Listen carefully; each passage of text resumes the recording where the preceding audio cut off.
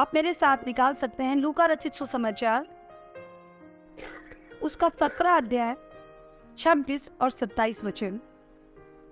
लूका का सुसमाचार, the book of Luka, gospel of look, chapter 17 versus 26 to 27। जैसा नूह के दिनों में हुआ था वैसा ही मनुष्य के पुत्र के दिनों में भी होगा।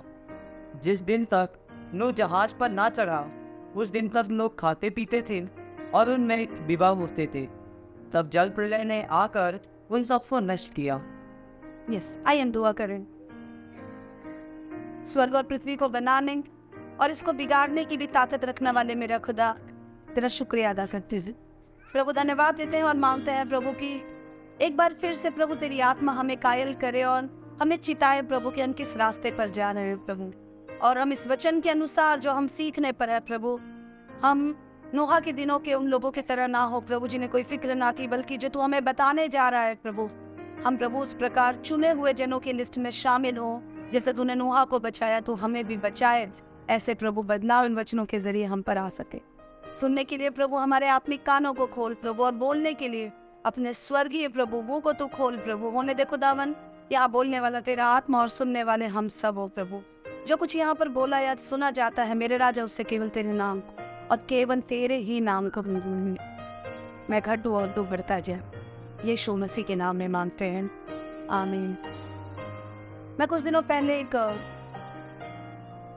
ग्रुप से मिली जो अपने आप को विश्वासी कहते हैं, और जब मैं उस विश्वासी ग्रुप से मिली तो हम आपस में बातें कर रहे थे। उनमें से कुछ थे जो 2-3 पीढ़ी से विश्वासी थे, उनके मम्मी भी विश्वासी, उनकी नानी भी विश्वासी, और बड़े मजे से हम सब बातें कर रहे थे। और बात बात में मैंने कहा, देख लो भाई, हमें तो तैयार रहना है, यीशु मसीह आने वाला। वो लोग अब तक बहुत बड़ी बड़ी बातें कर रहे थे, पर उनमें से एक सज्जन ने अचानक बोल दिया, अरे दीदी, ये बात तो मैं बचपन से सुन रहा हूँ कि यीशु आने वाला है, कहीं ना आ रहा है यीशु। और ये बात सुनकर मैं दंग रह गई। मैंने कहा, अभी थोड़ी देर पहले ये कलाम की बातें कर रहे थे, थोड़ी देर पहले ये मुझे कुछ और ही जान पड़ रहे थे। अचानक से जैसे इनके कपड़े बदल गए हो, जैसे अचानक से इन्होंने मुखौटा हटा लिया और ये कह रहे कोई ना आ रहा यीशु। और मेरे माइंड में ये बात क्लिक हो गई कि हमें से कितने सारे विश्वासी ऐसे हैं जो खुद को विश्वासी तो कहते हैं। संगति में संडे जब इकट्ठा होते हैं तो बड़े बड़े कसमें वायदे हम खाते हैं, लेकिन जब आम तौर में दुनिया में हम लोगों के बीच जीने के लिए चले जाते हैं तो हम कई बार अपने जुबान से, कई बार अपने एक्शन से, गेस्चर से, एटीट्यूड से ये लोगों को प्रस्तुत करते हैं, प्रेजेंट करते हैं कि मैं किसी यीशु का इंतजार नहीं कर रहा, कोई आने वाला नहीं है। और ये मेरा मानना है, ये मेरी अवधारणा है कि हर संगति में जो मसीह के नाम में इकट्ठा होते हैं, ऐसे हर एक झुंड में सप्ताह में ज्यादा नहीं तो कम से कम एक बार कलीसिया को विशेष रूप से इस बारे में चिताया जाए, क्योंकि हम बहुत कमजोर हैं। अक्सर हम इस बात की चर्चा करते हैं जब हमने नए नियम की पत्रियों को वर्सेस बाय वर्सेस, पंक्तियां पढ़ना शुरू किया था। पौलुस बार बार कहता है, मैं तुम्हें स्मरण दिलाता हूँ। एक ही किताब में पौलुस को बार बार स्मरण दिलाने की क्या जरूरत है? क्योंकि खुदा इस बात को जानता है, हमारी मेमोरी, हमारी स्मरण शक्ति बहुत ही कमजोर है।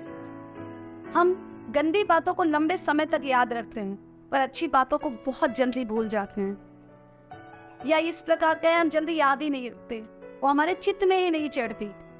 आप देखिए, फिल्मी गाने, दर्द डिस्को टाइप गाने हमें जल्दी याद हो जाते हैं, पर कुछ सेंसिबल याद करना हो, इट टेक्स टाइम। प्रभु को पता है, इसलिए अगुओं को इस बात का ख्याल रखना जरूरी है कि कलीसिया को हर वक्त इस बात को चिताए कि बेटा, जो तुम यहाँ काम कर रहे हो ये सब धरा का धरा रह जाएगा। अंत में हमारे जो भले काम है, जो परमेश्वर में होकर हमने किए, केवल उसके आधार पर हमारा न्याय होगा और हम बादलों पर यीशु के साथ जाएंगे। बहुत सारे लोग जब इन वचनों को सुनते हैं, यीशु दोबारा आने वाला है, हमारा न्याय होगा, जो मर चुके हैं, जो सो चुके हैं वो उठ खड़े होंगे, जो जाग रहे हैं वो बदल जाएंगे, तो बहुत सारे लोग सुनते हैं और उनके चेहरे के आप हाव भाव को देखे, एक्सप्रेशंस को रीड करें तो लगता है वो बड़ा कैजुअल सा लेते हैं। हाँ ओके यीशु आएगा। कई बार लोग ध्यान भी नहीं देते, बट कलीसिया इस बात को समझना जरूरी है। हमारी जिंदगी की आशा ही यही है कि यीशु आएगा और हमें लेकर जाएगा। अगर हमारे मन में कई बार इस बात की फिक्र होने लगती है कि वो आएगा तब क्या होगा, तो उसका सेशे जैसे शैम्पू की बोतल इस्तेमाल करने से पहले दुकान वाले 2-2 रुपए 1.5 रुपए का सेशे कहते हैं मैडम ये ट्राई करो। बहुत सारी कंपनीज क्या करती हैं, सेशे छोटे छोटे पैकेट्स बनाकर अपने प्रोडक्ट का मॉल वगैरह में जाओ, सॉस केचप वगैरह पे फोटोज वो छोटे छोटे सेशे पैकेट्स वो आपको ऐसे ही देते हैं ताकि आप आपकी जुबान को उसका स्वाद लग जाए और आप बड़ी बोतल खरीदे। यहाँ पर जो हम जी रहे हैं, अगर हम ईमान से प्रभु में जी रहे हैं, तो जो आशीषें, जो आनंद हम एंजॉय करते हैं, ये वो सेशे पैकेट है। हम कई बार इसके स्वाद को बड़ी आसानी से भूल जाते हैं। लूका के सुसमाचार के इस वचन को जब हम पढ़ते हैं तो ये इट्स अ रिमाइंडर, ये हमें हथौड़े की तरह याद दिलाता है कि बच्चे अगर तुम भूल जाते हो अपनी पढ़ाई लिखाई में, तुम भूल जाते हो अपनी पब्लिक डीलिंग में, तुम भूल जाते हो अपने काम कमाई में, तुम भूल जाते हो अपने रोजमर्रा की जिंदगी में कि तुम्हारे जीवन का केवल एक ही मकसद है, और वो मकसद ये है कि जो मसीह को भाता है, जैसा परमेश्वर को भाता है, मैं वैसा करूं, क्योंकि परमेश्वर न्यायी है। और पिछले दिनों हमने चर्चा की थी, बाइबल की मैक्सिमम पंक्तियां ऑलरेडी पूरी हो चुकी है। पुराना नियम बताता है यीशु आएगा। सृष्टि की रचना, समुद्र, बर्फ, आकाश, पृथ्वी, पक्षी, रेंगने वाले, उड़ने वाले, तैरने वाले जीव जंतु, सब कुछ, यहाँ तक कि मनुष्यों को प्रभु ने कैसे बनाया, उसकी चर्चा पुराने नियम में है। मलाकी तक, मत्ती से जो मलाकी तक कहा गया, उसकी बहुत सारी बातें पूरी हुई। और यीशु हमारा उद्धार करता, परमेश्वर का इकलौता बेटा, जहाँ बताया गया, जैसा बताया गया, जिस तरीके से बताया गया, भविष्यवाणियों के आधार पर यीशु मसीह आया। आने के बाद जो जो बताया गया था उस तरह के चिन्ह प्रकट किए, और यीशु मसीह ने जाते जाते प्रेरितों स्टार्टिंग चैप्टर में ये बात कही, और हम देखते हैं चेले उस बात को मानते हुए इंतजार कर रहे थे। यीशु ने कहा मैं जा रहा हूँ।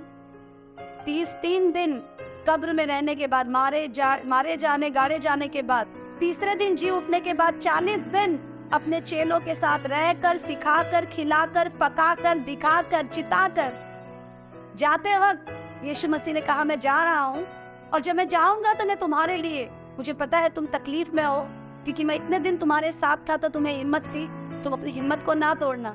मेरे बच्चों, मैं जा रहा हूँ, मैं तुम्हारे लिए एक सहायक भेजूंगा। वो सहायक मेरे पिता का आत्मा होगा, पवित्र आत्मा होगा, वो तुम्हारी मदद करेगा। और जब पवित्र आत्मा तुम पर आएगा, प्रेरितों 1:8, तुम गवाह बनोगे, सामर्थ पाओगे। यरूशलेम, यहूदिया, सामरिया, जगत के छोर तक तुम्हें लोग मेरे नाम से जानेंगे कि देखो ये अलग है, देखो ये अलग है। करते करते पौलुस, पतरस, यूहन्ना, इंद्रियास, अपोलोस, दुनिया भर के विश्वासियों ने, चेलों ने अपने जान को गवाई। केवल 12 लोग, मुझे बहुत ही बेहतरीन लगती है। मुझे लगता है मेरी जिंदगी में सबसे ज्यादा मुश्किल से यकीन करने वाला ये एक फैक्ट है। यीशु एक अकेला आया, बहुत मेहनत के बाद 3.5 साल की सेवकाई में 12 चेलों को तैयार किया। 12 चेले याकूब के, इजराइल के 12 गोत्रों को रिप्रेजेंट करते हैं एक तरीके से। तैयार किया, तैयार करने के बाद यीशु चला गया। ना व्हाट्सएप था, ना सोशल मीडिया थी, ना ट्विटर था, ना ट्रैंक कॉल था, ना टेलीग्राम था, ना फोन था, ना ही इस तरह के पोस्ट ऑफिस, पोस्टल सर्विसेज थी, कुछ नहीं था। कोई बात एक दूसरे से, अगर आज मैंने कोई बात कही तो यहाँ से अमेरिका, आज इस टाइम पे भी अगर मैंने कोई गिफ्ट किसी को भेजा, तो आज अगर शिप से भी वो जाता है, फ्लाइट से भी जाता है, तो 3-4 दिन लग जाते हैं अमेरिका पहुंचने में। आज इतने फास्ट टेक्निकल डेवलपमेंट के टाइम में भी उस समय कुछ नहीं था, पर इन 12 चेलों ने एशिया, यूरोप, अमेरिका, इंडिया, जितने देश देख लीजिए, जितने महाद्वीप, कॉन्टिनेंट, सब कॉन्टिनेंट, जितने भी आप देख लीजिए, 12 लोगों ने मिलकर सारी दुनिया में यीशु के जी उठने का सुसमाचार और आने की आशा का प्रचार किया। और उसका प्रभाव है आज मैं और आप उस आशा को लेकर चल रहे हैं। वो पूरा हुआ क्योंकि पवित्र आत्मा, जिसका वायदा यीशु ने दिया था, वो आत्मा आया और ना होने वाले, असंभव से दिखने वाले कामों को भी चेलों के जरिए कराया। इतना हो गया तो लास्ट के भी 3-4 चैप्टर प्रकाशित वाक्य के वो भी पूरे हो गए। वो कहते हैं कि यीशु आएगा, हम स्वर्ग में जाएंगे जहाँ सुनहरी नदी होगी, जहाँ एक अलग प्रकाश होगा। वहाँ सूरज की जरूरत नहीं है क्योंकि वो परमेश्वर की उपस्थिति से ऐसे ही प्रकाशमान होगा। वहाँ की सड़कें सोने से चमकती होगी, वहाँ की नदियाँ लहलहाती होगी और वहाँ हर समय जय जयकार की ध्वनि सुनाई देती होगी। आज लूका हमें एक बात याद दिलाता है कि अच्छे से देखो, क्या तुम सच में प्रभु के इंतजार में हो? यहाँ पर आराधना अटेंड करने के लिए बहुत सारे लोग लेट हो जाते हैं और बहुत सारे लोग बोलते हैं अरे यार वहाँ ना वर्शिप अच्छी नहीं थी, आज ना वो गाना अच्छा नहीं था। अरे यार वर्शिप में तो मुझे बोरिंग फील होता है। आपको अगर यहाँ आराधना में बोर फील हो रहा है अजीजों, तो वहाँ क्या करोगे जाकर? वहाँ तो 24 घंटे आराधना ही चलेगी, वो जगह तो आपके लिए है ही नहीं। यहाँ अगर कलीसिया के बीच oh how boring to be in lord, ये तो बुड्ढों का काम है। कुछ लोगों को लगता है अगर आपको यहाँ प्रभु की उपस्थिति में रहना बोरिंग लगता है, उबासी आती है, तो वहां तो 24 घंटे प्रभु की उपस्थिति होगी। फिर धोखे में है आप। प्रभु का वचन बताता है यीशु से बार बार लोग पूछते थे प्रभु क्या होगा उन दिनों, क्या होगा उन दिनों, कब होगा वो दिन? यीशु ने कहा वो दिन किसी को नहीं पता, लेकिन एक बात याद रखना, एक बात याद रखना, नूह के दिनों में जैसे लोग खाते थे, पीते थे, घर बना रहे थे, ऐशो आराम में जी रहे थे, किसी को किसी की फिक्र नहीं थी, लोगों ने इस तरह से जीना शुरू कर दिया था जैसे उन पर कोई ईश्वर है ही नहीं, उन पर कोई लगाम है ही नहीं। इसी तरह यीशु का दोबारा आना होगा। लोग शादी ब्याह कर रहे होंगे, लोग घर बना रहे होंगे। पिछले दिनों मैंने बहुत ज्यादा रोड ट्रैवल किया, उत्तराखंड में, मध्य प्रदेश, राजस्थान और चेन्नई, तमिलनाडु, हैदराबाद, आंध्र प्रदेश के रूट पे मैंने पिछले दिनों बहुत ज्यादा ट्रैवल किया। रोड गलियां ट्रैवल करते मैं गई हूँ और मैंने देखा जैसे एक इकट्ठा सामूहिक कंस्ट्रक्शन का काम चल रहा हो। हर जगह बिल्डिंगें बन रही है। अब गौर से देखो, हर जगह कंस्ट्रक्शन का काम है। अब गांव चले जाइए, यूपी गई मैं अभी पिछले हफ्ते, हर जगह कंस्ट्रक्शन का काम चल रहा है। खेतों के बीच में कॉलोनियां कट रही हैं। मैं कह रही थी हर खेत अगर घर में बदल जाएंगे तो लोग क्या सीमेंट खाएंगे? अनाज कहाँ उगेगा?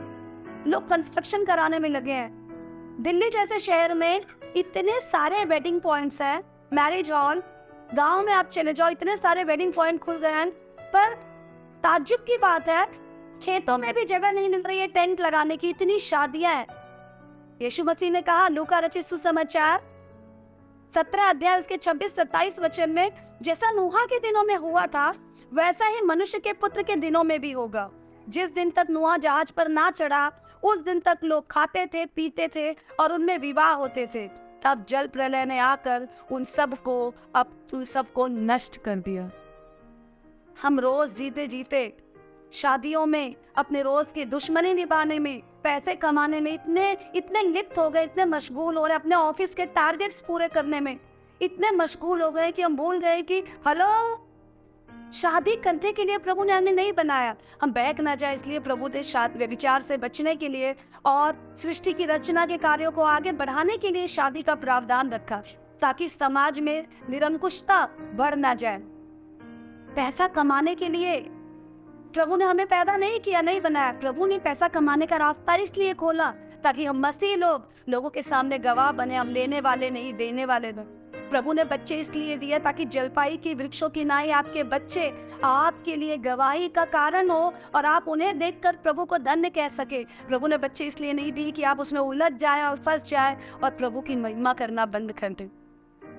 आज सुबह एक सिस्टर आकर बता रही थी कि तो 2 दिन पहले कल रात मैं एक दर्जी के पास गई और मैंने उनसे बात की क्योंकि मुझे अपनी कुछ साड़ियों की पिको करानी थी। और ताज्जुब की बात, आज सुबह जब मैं दैनिक से बाहर आई तो मैंने देखा उस दर्जी की लाश पड़ी थी घर के बाहर। आप समझ सकते हैं, कल रात वो टैलेंटेड मास्टर जो न जाने कितने कपड़े सिला होगा और कितने और कपड़े सिलने के लिए उम्मीद रखा होगा, आज की सुबह वो कल रात के लिए गए कपड़ों के कॉन्ट्रैक्ट तक को पूरा नहीं कर पाया। आप दूध की बोतल लें, आप सब्जी खरीदें, आप गाड़ी खरीदें, हर चीज पे एक्सपायरी डेट है। 10 साल में ये गाड़ी खत्म हो जाएगी, 10-15 साल में ये गाड़ी खत्म हो जाएगी, 3 दिन में ब्रेड खत्म हो जाएगा, 15 दिन में, 2 साल में ये कॉस्मेटिक, ये लिपस्टिक, इसकी लाइफ खत्म हो जाएगी। हर चीज में एक्सपायरी डेट है। पर आप जानते हैं इंसानों पे प्रभु ने स्टैंप लगाकर एक्सपायरी डेट नहीं दी, क्योंकि प्रभु चाहता था हम हर पल सतर्क रहें। अगर लिखा होता 2046 में तुम मरोगे इस दिन, तो हम सोचते चल कोई बात नहीं, 2040 तक ऐश कर लेते हैं, लूट लेते हैं, 41 से थोड़ा भजन कीर्तन कर लेंगे। हम फायदा ना उठाए, हर पल चौकस रहे, इंसान इंसान की तरह रहे, वनमानुष ना बन जाए, राक्षस ना बन जाए। इसलिए परमेश्वर ने हमें एक्सपायरी डेट नहीं दी, पर एक बात कही, समय असमय तैयार रहो। तैयार रहो प्रभु के सुसमाचार को प्रचार करने के लिए, तैयार रहो उसके जीवित गवाह बनने के लिए, तैयार रहो क्योंकि प्रभु का बुलावा कभी भी आ जाएगा। अजीजों, आप में से और हम सब में से जो ये वचन को सुन रहे हैं, कई बार हमें लगता है, अब हम कई बार सोचते भी नहीं, कई बार हमें लगता है पता नहीं ऐसा होगा भी नहीं होगा। कई बार जब हम लड़ते हैं घर में छोटे छोटे कामों के लिए, ऑफिस में छोटे छोटे ओहदे के लिए, या घर में तू ये कर ले मैं ये कर लूं, या कपड़ों के लिए, या जमीन में हिस्सेदारी के लिए, या अपने शारीरिक इच्छाओं के लिए समाज से हम लड़ते हैं, बहुत सारे लोग जान दे देते हैं। हम भूल जाते हैं ये तुच्छी मुच्छी लड़ाई में पड़कर हमें बहुत बड़े जीत को कहीं अपने हाथों से ये ठुकरा तो नहीं दे रहे हैं, कहीं हम नजरअंदाज तो नहीं कर दे रहे हैं। एक बहन मुझे बता रही थी कि कल यहाँ लेडीज मीटिंग थी और हमने कल लेडीज मीटिंग में कुछ सेलिब्रेशन रखा था स्पेशली मदर्स के लिए, और वो कह रही थी कि मैंने उनसे कहा, मैं बार बार कलीसिया में सबको कहती हूँ आप एक निर्णय ले लो, मैं प्रेयर मीटिंग के लिए कुछ नहीं छोड़ूंगी। जब आप चीजों को छोड़ना शुरू करेंगे तो आपको प्रभु नुकसान नहीं होने देगा, लेकिन जब आप प्रेयर को छोड़ना शुरू करेंगे आप कभी फायदे में नहीं रहेंगे। वो किसी अर्जेंट काम के लिए उन्होंने कल की प्रेयर मीटिंग छोड़ दी और आज सुबह उनकी आंखों में आंसू की तरह थे। वो कह रही थी कि मुझे इतना पछतावा हो रहा है, जिस काम के लिए मैंने कल की मीटिंग छोड़ी वो काम हुआ नहीं, वो पूरी तरह नुकसान हो गया। मैंने कहा पर मैं आपको बताऊं, अगर आप ये मीटिंग अटेंड करती तो आपका वो काम आपकी अनुपस्थिति में भी बन जाता। हम रोजमर्रा की जिंदगी में भूल जाते हैं एक प्रभु है जो दिखता नहीं पर सब कुछ देखता है, जिससे हम कितना भी छुपाएं, समुद्र की तह में चले जाएं, कमरे की सारी बत्तियां दरवाजे खिड़कियां बंद करके अंधेरा कर ले, मोबाइल में फिंगर लॉक, फेस लॉक, ये लॉक, वो लॉक, टेल लॉक, जे लॉक, जितने लॉक लगा दे आप अपने लोगों से छुपा सकते हैं, पर जो आप अंदर अंदर करते हैं, जो देखते हैं, जो बोलते हैं, जो सुनते हैं, जो दिखाते हैं, खुदा को कैसे मूर्ख बनाएंगे, उसकी आंखों में पट्टी कैसे लगाएंगे, क्या करिएगा अगर यीशु अभी के अभी आ जाए। ऐसा ना हो वो हमें रंगे हाथ उन कामों को करता हुआ पाए जिन कामों की करने के बारे में हम सोचते भी हो। इसलिए खुदा हमें चिताता है कि तुम अपने विषय में चौकस रहो, बहुत केयरफुल रहो। नोहा के दिन में लोग बहुत लापरवाह थे। अगर आप उत्पत्ति की पत्री देखें, पिछले दिनों हमने नोहा पे स्टडी की, उत्पत्ति की पत्री स्पेशली 6 और 7 अध्याय आप पढ़े तो जल प्रलय की चर्चा है। उन दिनों लोग खा रहे थे, पी रहे थे, शादी ब्याह कर रहे थे, निरंकुश हो गए थे। उनको इस बात की कोई चिंता नहीं थी कि एक है जिसने हमें बनाया है, एक है जो हमारे भले बुरे हर कामों का न्याय करेगा, एक है जिसके बही खाते में किसी प्रकार की कोई खोट, कोई गड़बड़ी नहीं है, उसकी गिनती में कोई फेर नहीं है। उस समय परमेश्वर की नजर नोहा पे पड़ी और बाइबल बताती है, यदि आप खुदा की कलाम को पढ़े, नोहा परमेश्वर को धर्मी जान पड़ा। मतलब परमेश्वर की दृष्टि में उसका चाल चलन ठीक था। शायद नोहा को भी नहीं लगता होगा। आप सोचिए, बहुत सारे ऐसे लोग जो परमेश्वर को नहीं जानते, अच्छाई और बुराई के में उनको कोई फर्क नजर नहीं आता, आप उनके बीच जी रहे हैं। कई बार आपको भी लगने लगता है यही तो है लाइफ, लेकिन हमें हर बार अपने आप को याद दिलाना है, मैं इस दुनिया में हूँ पर इस दुनिया का नहीं। I am in the world but I am not of the world. मैं इस दुनिया का नहीं हूँ। नूहा ने हर वक्त अपने आप को ये याद दिलाया, छोटे बड़े अपने कामों में, क्योंकि उसने अपने आप को याद दिलाया, उसने अपने चाल चलन की चौकसी की। इसलिए परमेश्वर ने नोहा के जिंदगी की चौकसी की और परमेश्वर ने नोहा से कहा, नोहा मैं इस पूरी दुनिया को नाश करने पर हूँ, मैं जल प्रलय लाने जा रहा हूँ। तू एक काम कर, तू गोपेन की लकड़ी का एक बड़ा जहाज बना, इतनी लंबाई, इतनी चौड़ाई, प्लीज आवाज को कंट्रोल करे, इतनी लंबाई, इतनी चौड़ाई, इतनी ऊंचाई इस जहाज की होगी। इसमें तो सारे, ध्यान दीजिए, सारे दुनिया के जो पशु और पक्षी और जितने जीवित प्राणी है उसके नर मादा के जोड़ों को तू रख लेना। शुद्ध शुद्ध पशुओं के कितने जोड़े रखने, प्रभु ने सारी गिनती बताई। नूहा ने जहाज बनाना शुरू किया। अब आप नूहा के हालात देखिए। इस समय कल रात को यहाँ पर टेम्परेचर ऐसा था हमारे शहर में, रात को 3rd फ्लोर पर सोना मुश्किल हो गया। 39 के आसपास, 38-39 डिग्री के आसपास टेम्परेचर था। फैन ऐसा लग रहा था बहुत धकती हुई, वो बहुत गर्म हवा छोड़ रहे थे। हम नीचे ग्राउंड फ्लोर पर आकर हम में से कुछ लोग लेटे थे। एसी भी कुछ काम नहीं दे रहा था। ऐसे समय पर अगर आपको कोई बोले, इस तेज चिलचिलाती हुई धूप में कोई बोले घर से निकल रहे हो, एक काम करो, वो बारिश वाले चप्पल पहन लो, नहीं तो पैर गीले हो जाएंगे, तो आप पहले तो घूर के देखेंगे उस शख्स को ऊपर से नीचे तक, और मन में एक ख्याल आएगा, कौन से ग्रह से आया है भाई, ये क्या बात कर रहे हैं, तुझे धूप और बारिश का फर्क नहीं पता। धूप में अगर हम ऐसे जूते पहन लेंगे तो पैर अंदर पसीने से बदबू करने लगेंगे। ये कह रहा है बारिश के चप्पल पहन ले या जूते पहन ले, छतरी ले ले नहीं तो भीग जाएगा। इसी तरह की बात परमेश्वर ने नूहा से कही। नूहा एक ऐसे प्रांत में रहता था, पहले तो एक ऐसे युग में रहता था, मनुष्यों ने बारिश को देखा तकलीफ है। मैं एक ऐसी चीज की घोषणा आपके सामने कर रही हूँ जिसे आपने कभी देखा नहीं, और मैं कह रही हूँ आप तैयारी कर लो। आपने शादी नहीं देखी। अभी कुछ ही दिनों पहले एक बहन अपनी बेटी की शादी की बात करने आई थी, और वो मुझे कह रही थी, प्लीज बॉबी मुझे बताओ मुझे क्या कैसे करना है, क्योंकि मैंने कभी शादी ब्याह किया नहीं ना, तो मुझे समझ ही नहीं आ रहा है। मेरे पहली बेटी की शादी है।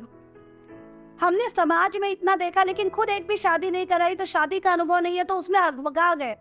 पर बारिश कभी नहीं देखा, आकाश से बारिश की बूंदों को गिरते हुए कभी नहीं देखा, जिसने बालू, रेत, चिलचिलाती हुई धूप, सूखे पत्तों और एकदम जलती हुई पहाड़ियों को देखा है। उस नोहा से, उस युग में प्रभु कह रहे, नोहा मैं जल प्रलय लाने पर हूँ, तू एक जहाज बना। जो स्पेसिफिक लकड़ी स्पेसिफाई कर रहा है प्रभु, जो गोफेद की लकड़ी का हो, इतनी ऊंचाई, इतनी लंबाई, इतनी चौड़ाई हो। नोहा प्रभु से बोल सकता था, प्रभु पहले आ इधर, पहले बताए बारिश क्या होती है, कैसे बढ़ेगा, कहाँ से आती है, नीचे से आती है या साइड से आएगी, हवा से आएगी, कैसे होगा ये? No question, complete silence. Noah ने प्रभु जैसे बोलता गया वैसे जहाज वो बनाता गया। एग्जैक्ट नहीं बता सकती, बट करीब 100-120 साल नोहा को लगे इस जहाज बनाने में। अब आप एक बात सोचिए, नोहा के 3 बेटे 3 बहू, नोहा और उसकी पत्नी उस जगह रह रहे थे और वो जहाज बना रहे थे। क्या किस तरह का ताना, किस तरह की बदसलूकी, किस तरह का तिरस्कार, किस तरह की छीटाकशी नोहा के ऊपर उस समय नहीं हुई होगी। क्या मजाक उड़ाते होगी, इसका पहनावा तो देखो, इसके काम तो देखो। जब वो जंगल में लकड़ी काट रहा होगा तो लोग बोल रहे अरे अरे हटो हटो हटो, नीचे बहुत पानी भरा है, बारिश आई है भाई, ये नाव बना रहा है, अरे अरे नाव का छू मत लेना, भीग जाओगे भाई, अरे देखो देखो इसके तो आने से ही पानी एकदम बौछार मार रहा है। हम ऐसा करते हैं, इसलिए हम उम्मीद कर सकते हैं उसके साथ हुआ होगा। लोग हल्के में ले रहे थे, जैसे आज हम प्रभु के दोबारा आने को हल्के में लेंगे। लोग बारिश को हल्के में ले रहे थे, आज हम आग को हल्के में ले रहे हैं। बारिश में ठंडक थी, आग में जलन है। लोग नाचते रहे, कूदते रहे, शादी ब्याह करते रहे। नोहा को सुंदर जहाज बनाते देखा होगा तो उन्होंने भी सोचा होगा, क्योंकि प्रभु का वचन बताता है उस समय लोग घर बना रहे, चल भाई नोहा की गृहस्थी बस रही है, हम भी थोड़ा बसा लेते हैं। लोग बड़े बड़े मकान बना रहे होंगे, नोहा से भी सुंदर, क्योंकि कंपटीशन तब भी था, आज भी है। जलन तो पहले भी नहीं छोड़ता था और आज तो कब्जा किए बैठा है। नोहा इस कंस्ट्रक्शन से अपने अगले जिंदगी को कंस्ट्रक्ट कर रहा था। ये इस कंस्ट्रक्शन से अपने आने वाली लाइफ को डिस्ट्रक्ट कर रहे थे, बर्बाद कर रहे थे। करते करते वो दिन आया जब सारी दुनिया में जितने भी तरह के पशु पक्षी, रेंगने वाले, चरने वाले जीव जंतु हैं, जितने प्राणधारी हैं, सब स्लोली नोहा के जहाज में प्रभु ने भेजे। और जैसे ही सब आ गए, नोहा की पत्नी, 3 बेटे 3 बहू जहाज में आ गए, जहाज का दरवाजा अपने आप परमेश्वर ने बंद किया। जहाज का दरवाजा जब बंद हुआ होगा तो मुझे यकीन है नोहा के पड़ोसी बोलेंगे, चलो भाई छुट्टी मिली इस पागल आदमी से, दफन हो गया इसी जहाज में अपने लोगों के साथ। जहाज का दरवाजा बंद होने के बाद आकाश के झरोखे खुल गए, जमीन से पानी फूट निकला। ताज्जुब की बात बताती हूँ, सुबह जब इस वचन के बारे में मैं सुन रही थी प्रभु के दास से, तो मैं कल्पना कर रही थी कि आज जब यहाँ बारिश होती है, दिल्ली में गर्मी है तो लोग मनाली चले जाते हैं। पहाड़ों पर जब बारिश बढ़ जाती है जून जुलाई में, तो लोग मैदानी क्षेत्रों में आ जाते हैं। जब तूफान एक क्षेत्र में बढ़ जाता है तो लोग दूसरे क्षेत्र में चले जाते हैं। लेकिन जब सारी दुनिया में एक सी आग होगी, जब सारी दुनिया में एक साथ तूफान होगा, तो आप कौन सी जगह जाइएगा? वरना आकाश के झरोखे खुले केवल नोहा के नाव के आसपास नहीं, पूरी दुनिया में एक साथ बारिश, पूरी दुनिया में एक साथ प्रलय। बारिश की पहली बूंद देखी होगी तो लोगों ने भांगड़ा जरूर किया होगा, नाचे होंगे, गाए होंगे, मस्तियां की होगी, क्योंकि कई बार आत्मिक गिरावट और बर्बादी शुरुआत में पता नहीं चलती। बाइबल एक बात बताती है, चोरी चुप्पे की रोटी, मैं ये कह दूं पाप की रोटी, अबे वैसे तो बहुत अच्छी लगती है पर बाद में मुंह कंकड़ों से भर जाता है। ये खुराफात है, ये थोड़ा सा शारीरिक सुख, थोड़ा सा इधर उधर कर लेना, थोड़ा सा ठट्टेबाजी, थोड़ा सा घमंड, थोड़ा सा तुच्छापन, थोड़ा सा मस्ती और बटरिंग और फ्लर्टिंग हमें शुरुआत में बहुत अच्छा लगता है, लेकिन यही हमारे जिंदगी को बर्बादी की ओर ले जाता है। सकरे रास्ते को बंद कर देता है, चौड़े रास्ते को और चौड़ा कर देता है। ये लोग नाच रहे होंगे, कूद रहे होंगे, और जब बारिश बड़ी होगी 2 दिन 3 दिन इन्हें लगा होगा, यार ये तो नदी बन गई और ऊपर आ गया, पहाड़ों पे चले गए होंगे। और मुझे यकीन है ये सोच रहे होंगे चल दूसरे पहाड़ पर चले जाएं। और ये क्या, पूरब पश्चिम उत्तर दक्षिण जहां देखे चारों ओर केवल बारिश ही बारिश है, कोई रास्ता नहीं बचा। छोटे पहाड़ से बड़े पहाड़ से बड़े पहाड़, आज दुनिया में सबसे ऊंचाई वाले पहाड़ में एक है माउंट एवरेस्ट। माउंट एवरेस्ट जैसे हाईएस्ट पीक भी 40 दिन 40 रात की बारिश ने पूरी तरह डूब गया। आप सोचो, पानी के अलावा इस दुनिया में था ही क्या? अगर आपसे कोई कहे बाइबल झूठी है तो उसको बता देना, बाइबल बताती है 40 दिन 40 रात की बारिश में पूरी पृथ्वी पानी से डूब गई। और आज हमारा भूगोल, हमारा साइंस इस बात की पुष्टि करता है कि 71% से ज्यादा भी पानी है। कलीसिया सब जगह पानी भर गया, लोग धीरे धीरे डूबने लग गए। नोआ के दरवाजे को खटखटाया होगा, खोल दे, अरे बचा ले, अरे मजाक उड़ाया, माफी मांगते, खोल दे मेरे बच्चे, मुझे छोड़ दे, मेरे बच्चों को ले जा, मेरी बीवी को ले जा। नूहा ने बंद किया तो जरूर खोलता, पर जो अनुग्रह का दरवाजा खुदा बंद करे उसे कौन इंसान खोल आएगा बंद? और वो दरवाजा सदा के लिए बंद हो गया। प्रभु का वचन बताता है कि अंत के दिनों में यीशु का आना भी इसी तरह होगा। लोग खाते पीते मस्ती मजाक में होंगे। आपके लीडर आपको बोलता है बाइबल क्लास में नहीं है, अरे आ जानते हाँ, आंखें नहीं खुली, सदा के लिए बंद हो जाएगी ये आंखें। क्योंकि जिन आंखों को आप खुदा के कलाम की रीडिंग के लिए इस्तेमाल नहीं करते, जिन पैरों को खुदा की उपस्थिति में हुजूरी में ले जाने के लिए इस्तेमाल नहीं करते, खुदा को उन चीजों की जरूरत नहीं है। You yourself are declaring yourself as worthless for God. आप अपने आप को प्रभु के लिए अनुपयोगी और तुच्छ बनाते हैं जब आप नजरअंदाज करते हैं। क्या हुआ बहन, आप इस मीटिंग में नहीं है, लेडीज मीटिंग में नहीं है? अरे क्या करूं, रोटी पानी से फुर्सत ही नहीं है। सब जल जाएगा। पतरस की पत्री बताती है सब जल जाएगा, सिर्फ हमारे बने काम रह जाएंगे। डरावनी बात यह है वो कब होगा ये किसी को पता नहीं। लड़ते वक्त, चोरी छुपे टेढ़े मेढ़े काम करते वक्त इस बात का याद रखे, आपके लिए वो पल आज हो सकता है। अगर आप सो गए तो यीशु भले 10 साल बाद आए, आपका न्याय तो आज तक के कामों के हिसाब से ही होगा ना। इसलिए हर पल तैयार में रहना बहुत जरूरी है। हम में से जो लोग यीशु के आने की बात को, हम में से जो लोग बादलों पे जाने की बात को, हम में से जो लोग उद्धार की बात को हल्का जानते हैं या भूल जाते हैं या लाइटली टैकल करने लग जाते हैं, मैं उन्हें बताना चाहती हूँ, आपको देखकर मुझे उन 2 बच्चों की कहानी याद आती है। ध्यान से सुनना प्लीज। एक बार एक औरत गर्भवती हुई और उसके पेट में जुड़वा बच्चे थे।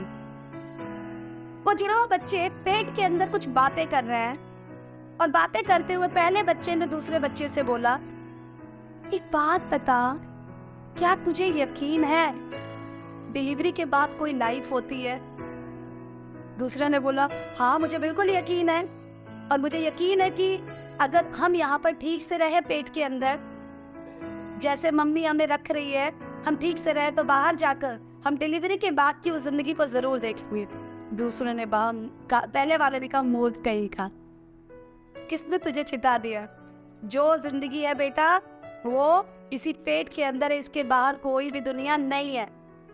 तब दूसरे ने कहा नहीं भाई नहीं, तू समझता नहीं है, तू अभी अनजाने में कह रहा है। तुझे पता है ये जो मुड़े हुए हमारे पैर हैं, हम गोल लड्डू की तरह जो बैठे हैं, ये पैर खुलेंगे और हम इन पैरों से चलेंगे। अभी हम माँ की नान से खाते हैं ना, तुझे पता है थोड़े दिनों बाद जब डिलीवरी के बाद हम बाहर निकलेंगे तो हम अपनी जुबानों से खाएंगे। ये होठ ये मुंह खाने के लिए इस्तेमाल होगा। पहले में कहा कौन तुझे पागल बना रहा है? जो कुछ है वो यही है। हमारी पूरी जिंदगी माँ के पेट से निकलने वाली इस कॉर्ड पे, इस नाभि से ही जुड़ी हुई है। और ये इतनी छोटी है कि जब हम माँ के पेट से निकलेंगे तो ये खिंच जाएगी, और जब ये खिंच जाएगी तो हम मर जाएंगे। क्या तुझे पता नहीं, हमारा तो जीना ही माँ की नाभि पे निर्भर करता है। दूसरे ने बोला नहीं नहीं भाई, तो समझता नहीं है, जब तक हम मम्मी के पेट में है तब तक हम नाभि से जी रहे हैं, पर जब हम बाहर जाएंगे तो हमें नाभि की जरूरत ही नहीं पड़ेगी। जब तक यहाँ है तब तक के लिए इंतजाम हमारे लिए हो चुका है। पैसे ने कहा तू एकदम मूर्ख है, तू कुछ नहीं समझता, तू इस तरह से सोचता रहा ना तो यहाँ का भी टाइम खराब हो जाएगा और हम इंजॉय नहीं कर पाएंगे।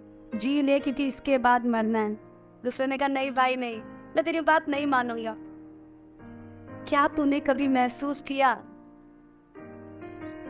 जब हम चुप हो जाते हैं ना, और जब हम अंदर हरकतें करना बंद करते हैं तो एक सन्नाटा हो जाता है। उस सन्नाटे में माँ की आवाज सुनाई देती है। उस सन्नाटे में ऐसा लगता है जैसे कोई इंतजार कर रहा हो। तूने कभी महसूस किया पेट के ऊपर कोई फिरता हुआ हाथ महसूस होता है? ये जो हाथ है ना वो उस माँ के है। जब हम बाहर निकलेंगे वो हमारी बहुत केयर करेंगी, वो हमसे बहुत प्यार करेंगी। अभी जिनकी हम कल्पना करते हैं, थोड़ी थोड़ी जीधी जीधी आवाज सुनते हैं, उनको हम पूरी तरह देखेंगे। आज हम उनके पेट में है, कल हम उनकी गोद में होंगे। पैसे ने कहा तू पागल है, तू इसी अंधविश्वास में मर जाएगा। दूसरे ने कहा नहीं, मैं अपने आप के ध्यान रखूंगा, क्योंकि ये जो वक्त अंदर का है ये तैयारी का वक्त है, ताकि हम बाहर उसको जिस चीज के लिए हमें रखा गया है एंजॉय कर सके। हम इसे बहुत सारे लोग माँ के पेट के उस पहले बच्चे की तरह है, सोचते जो कुछ यही दुनिया, खाओ पियो मस्त रहो। मैं आपको बताना चाहती हूँ डिलीवरी के बाद असली जिंदगी हो। अब साइलेंस है तो आप चुप है तो आप उस खुदा की आवाज को सुन सकते हैं। आपने कभी महसूस नहीं किया तो मैं आपको बताना चाहती हूँ, कमरे में जाएं, आंखें बंद करें और एक बार कहें खुदा मैं तुझसे प्यार करता हूँ। आप महसूस कर पाएंगे गर्म वो बाहें जो हमारे पिता की है। आप महसूस कर पाएंगे वो प्यारी सी आवाज जो हमारे पिता की है।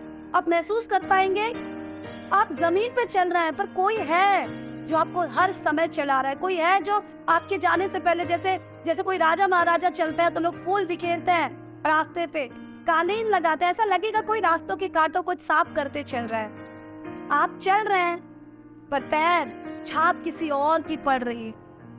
पहले बच्चे की तरह ना बने जिसे यकीन नहीं था डिलीवरी के बाद कोई जिंदगी है, क्योंकि उसे लगा बस यही अंधेरा सब कुछ है। लेकिन दूसरा बच्चा जानता था ये पेट का अंधेरा बाहर के उजाले से बहुत अलग है।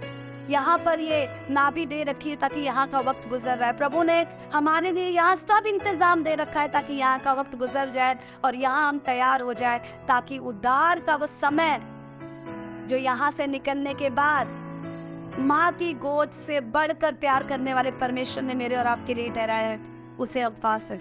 इसलिए कलीसिया में आपको उत्साहित करना चाहती हूँ इस वचन के जरिए।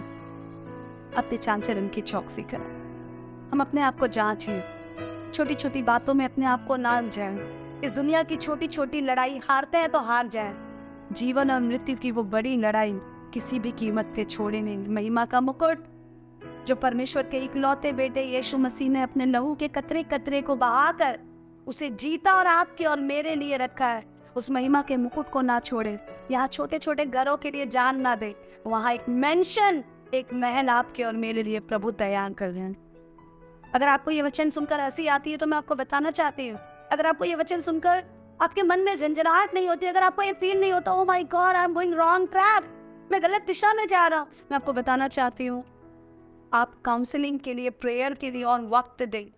ऐसा ना हो कि आप उस कठोरता की ओर पहुंच जाए जिसकी ओर नोहा के समय के लोग पहुंच गए, और सामने जहाज था, सामने दरवाजा था, उनके सामने शुरुआत हुई, उनके सामने बंद हो गया, बगल में रहकर भी अंदर नहीं जा पाए। ऐसा ना हो हम सामने संगति को देख रहे हैं, हम सामने कलीसिया को देख रहे हैं, हम सामने लोगों को बढ़ते देख रहे हैं, उन्हें छू रहे हैं, उनसे बात कर रहे हैं, सामने देखते देखते वो बादलों पे निकल जाएं और हम न्याय के लिए, उस आग के लिए, ना मरने वाले उस कीड़े के लिए, अथाह कुंड की उस गर्मी के लिए, उस जन्म के लिए हमेशा के लिए छोड़ दिए जाएं।